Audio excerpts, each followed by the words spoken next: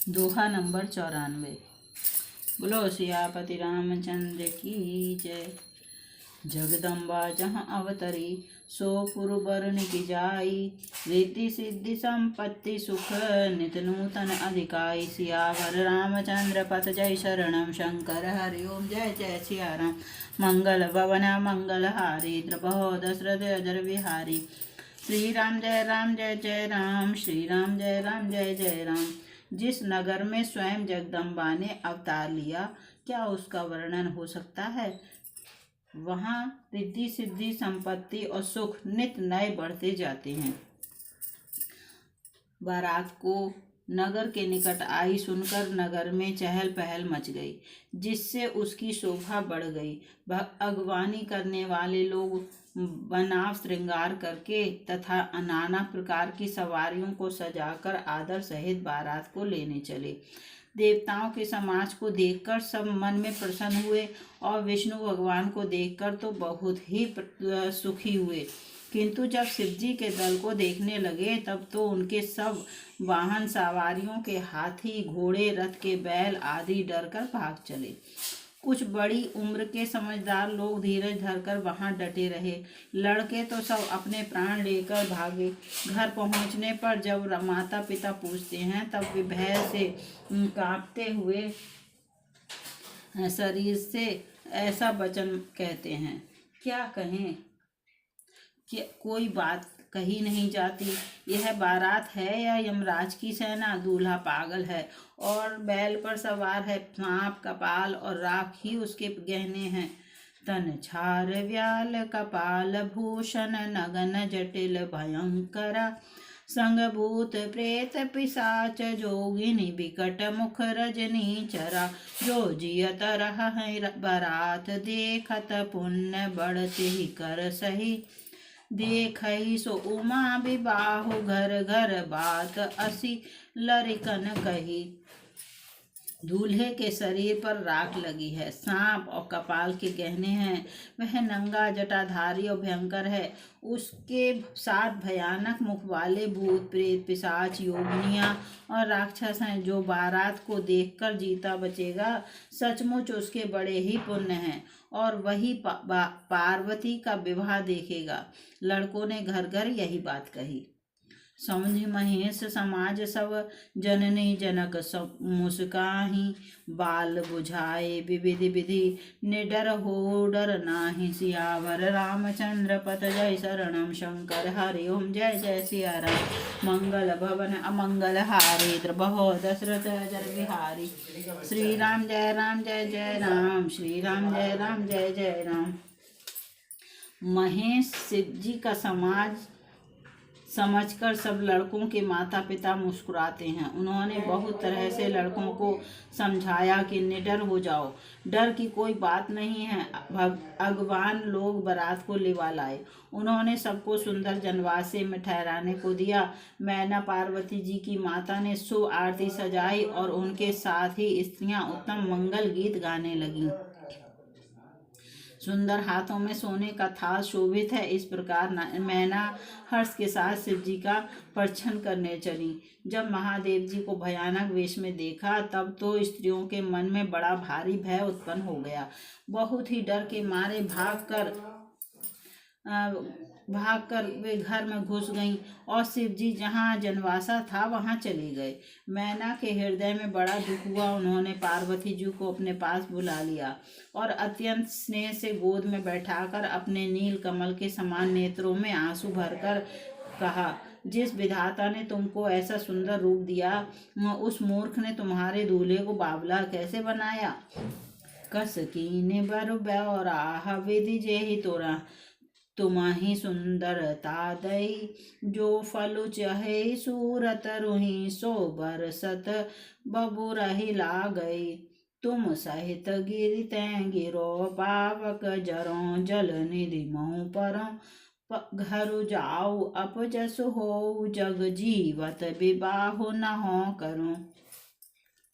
भई विकल अवलाप सकल दुखित देखी गिरि नारी करि विलाप रोदती बदती सुता स्नेह संभारी सियावर रामचंद्र पथ जय शरणम शंकर हरि ओम जय जय सिया राम मंगल भवन अमंगल हारी द्रबहो दशरथ जर विहारी श्री राम जय जय राम श्री राम जय जय राम। जिस विधाता ने तुमको सुंदरता दी उसने तुम्हारे लिए बर बावला कैसे बनाया। जो फल कल्प वृक्ष में लगना चाहिए वह जबरदस्ती बबूल में लग रहा है। मैं तुम्हें लेकर पहाड़ से गिर पड़ूंगी, आग में जल जाऊंगी या समुद्र में कूद पड़ूंगी, चाहे घर उजड़ जाए और संसार भर में अपकीर्ति फैल जाए, पर जीते जी मैं इस बावले बर से तुम्हारा विवाह नहीं करूंगी। हिमाचल की स्त्री मैना को दुखी देखकर सारी स्त्रियां व्याकुल हो गईं। मैना अपनी कन्या के स्नेह को याद करके विलाप करती रोती और कहती थी, मैंने नारद का क्या बिगाड़ा था जिन्होंने मेरा बसता हुआ घर उजाड़ दिया और जिन्होंने पार्वती को ऐसा उपदेश दिया कि जिससे उसने बावले वर के लिए तप किया। सचमुच उनके न किसी का मुँह है, न माया, न उनके धन है, न घर है और न स्त्री ही है। वे सबसे उदासीन हैं, इसी से वे दूसरे का घर उजाड़ने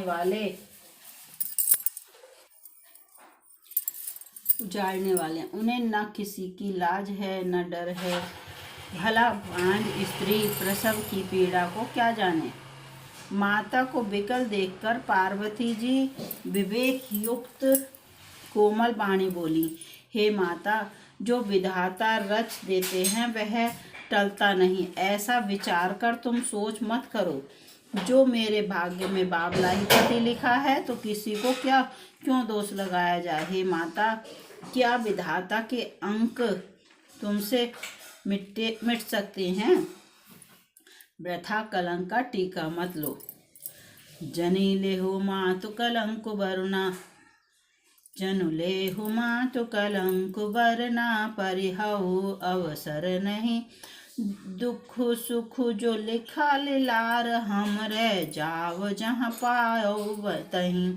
सुनी उमा बचन विनीत कोमल, सकल अबला सोचहीं, बहु भांति विधि लगाई, दूषण नयन बारी विमोचहीं। हे माता, कलंक मत लो, रोना छोड़ो। यह अवसर विषाद करने का नहीं है। मेरे भाग्य में जो सुख लिखा है उसे मैं जहाँ जाऊंगी वहीं पाऊंगी। पार्वती जी के ऐसे विनय भरे कोमल वचन सुनकर सारी स्त्रियां सोच करने लगीं और भांति भांति से विधाता को दोष देकर आंखों से आंसू बहाने लगीं। तेहि अवसर नारद सहित अरु ऋषि सप्त समेत, समाचार सुनि तुहिन गिरी गवने तुरत निकेत। सियावर रामचंद्र पथ जय शरणम शंकर हरि ओम जय जय सिया राम। मंगल भवन अमंगल हारे द्रबहो दशरथ अजर विहारी। श्री राम जय जय राम श्री राम जय जय राम। इस समाचार को सुनते ही हिमाचल उसी समय नारद जी और सप्तऋषियों को साथ लेकर अपने घर गए। तब नारद जी ने पूर्व जन्म की कथा सुनाकर सबको समझाया और कहा कि हे मैना, तुम मेरी सच्ची बात सुनो। तुम्हारी यह लड़की साक्षात जगत जननी भवानी है। ये अजन्मा, अनादि और अविनाशिनी शक्ति हैं। सदा शिव जी के अर्धांग में रहती हैं। ये जगत की उत्पत्ति, पालन और संहार करने वाली हैं और अपनी इच्छा से ही लीला शरीर धारण करती हैं। पहले ये दक्ष के घर जाकर जन्मी थीं, तब इनका सती नाम था। बहुत सुंदर शरीर पाया था। वहाँ भी सती शंकर जी से ही ब्याही गई थीं। यह कथा सारे जगत में प्रसिद्ध है। एक बार इन्होंने शिव जी के साथ आते हुए राह में रघुकुल रूपी कमल के सूर्य श्री रामचंद्र जी को देखा। तब इन्हें मोह हो गया और इन्होंने शिव जी का कहना ना मानकर भ्रमवश सीता जी का वेश धारण कर लिया।